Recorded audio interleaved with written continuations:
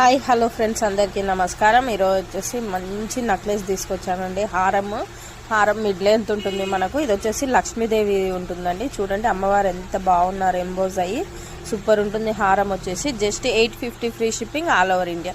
బుట్టాలు కూడా వచ్చాయండి, మంచి సైజులో వచ్చాయి బుట్టాలు.